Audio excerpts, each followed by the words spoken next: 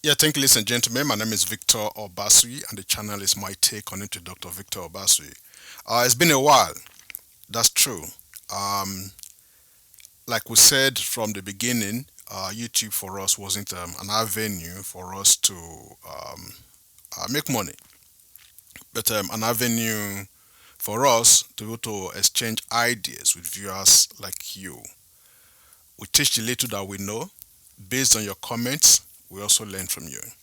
So whenever we have other major projects, we tend to put YouTube to the back burner, and that's exactly what happened.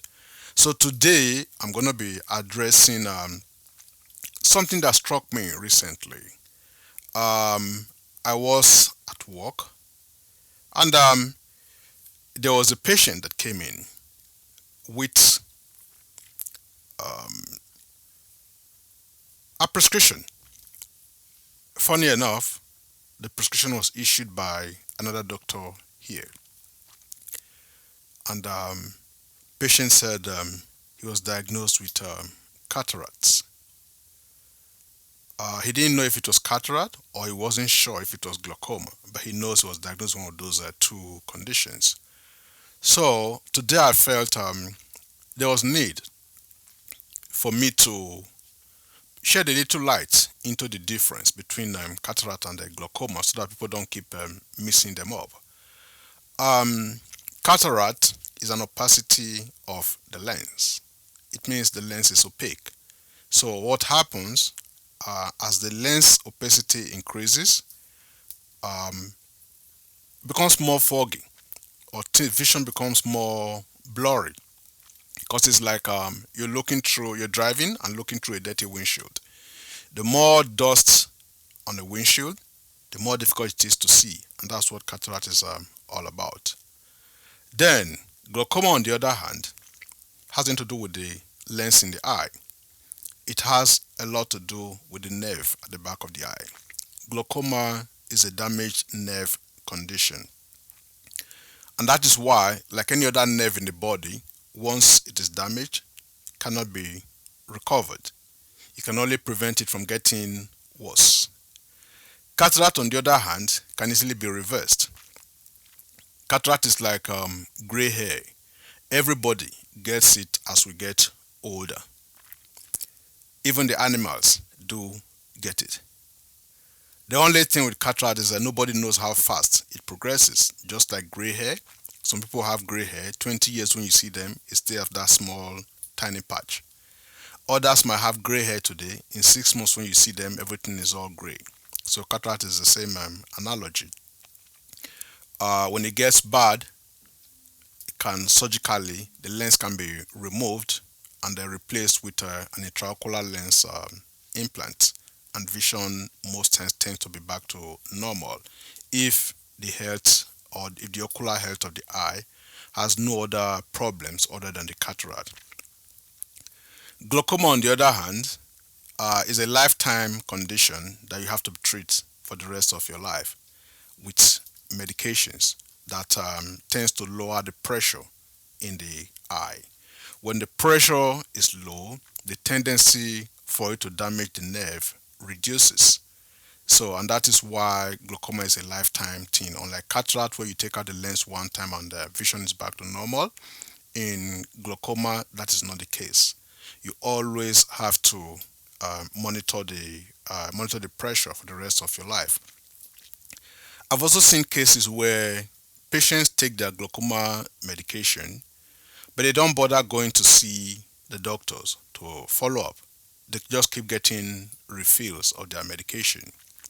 The problem with that is when even if you think you're taking the medications and you're not following up to check how efficient that treatment is, if the pressure is still rising, if the nerve is still being further damaged, or if the vision is reducing.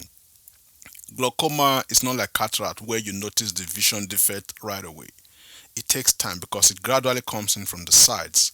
So it's most times the first thing people notice is a tunnel vision where they start to lose the vision on the sides.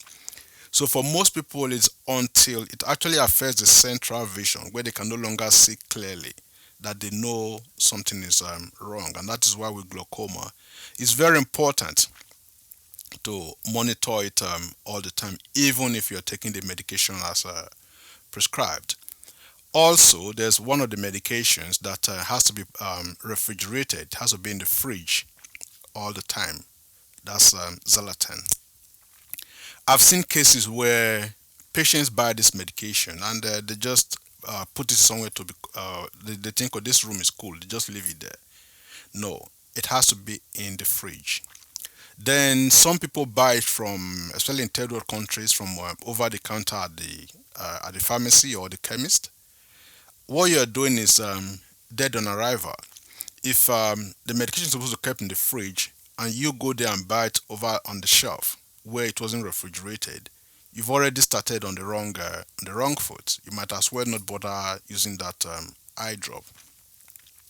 So these are basic differences between cataract and glaucoma. Glaucoma tends to be genetic. A lot of people will tell you, "Oh, I'm too young to have cataract or glaucoma." No, glaucoma tends to be genetic. So chances are, if your parents have it, you don't even need to be as old to get it. Cataract, on the other hand, tends to come with age. It's not unusual for people to get cataract at a younger age. Just like I said, gray hair. Some people are very young and they still get gray hair at that young age. But most people tend to develop gray hair at a much older age, and that is the norm. So the same thing with cataract. Cataract tends to come at a much older age. So again, this is another difference. Um, Glaucoma is predominant in black people, more in black people. Cataract, on the other hand, has no delineation for black, white, blue, brown, tall, short. It's age related, and like I said, everyone gets it. Cataract, of course, is more common in the tropics where people are exposed to more UV from sunlight, and especially when you go outdoors with when the eyes are unprotected. A lot of people don't wear UV protection sunglasses in those areas, so of course they are more prone to cataracts. Being out in the sun does not in any way influence your developing glaucoma. So that is another area. So when people say, I don't know if it's cataract or glaucoma, that's another area to look at it from. In terms of leading to blindness, of course, cataract is the number one cause of blindness all over the world. Reversible blindness. Then, on the other hand, glaucoma is the leading cause of irreversible blindness. So, again, they're two different things. Cataract, you have leeway. You can have it and decide when you want to remove it, depending on if it affects your ability to perform your daily functions or not. Then there are some people that will tell you, you know what, I'm already 70 or 80 years old. I really don't care. I'll just leave it like that for the rest of my life, and that's not a big deal.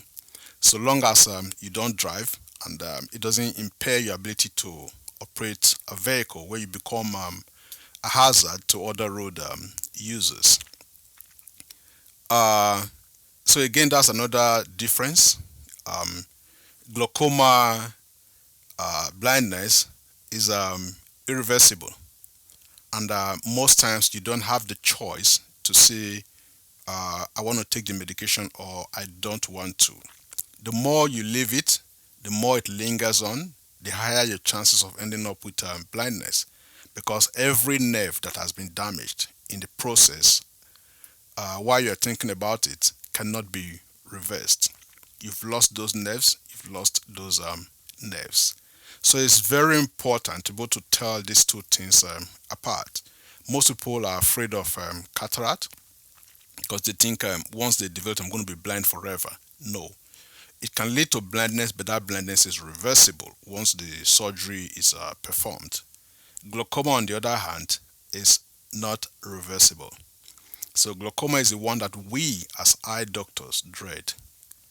Cataract, on the other hand, is not a big deal. Whenever you're ready, they can take it out and replace the lens. So I just thought I should share some light into these differences because when patients come into the clinic, these two are the first thing that they ask me, Doctor, do I have cataract? Do I have glaucoma? So again, ladies and gentlemen, thank you for always supporting us. We're free now, and we'll be posting contents again weekly uh, or twice a week, as the case may be. My my wife also has more time on her hands right now because our program is also done. So we will be hitting the floor again with more videos. If there are areas or topics that you want us to talk about, please feel free to share those or post them in the comment section, and we'll address them to the best of our knowledge or the best of our ability. So thank you again, ladies and gentlemen. We appreciate all of you. Continue to watch our videos, share them, like them if you think it impacted you one way or the other. Like the videos, share them, and please, we really appreciate your comments, positive or negative.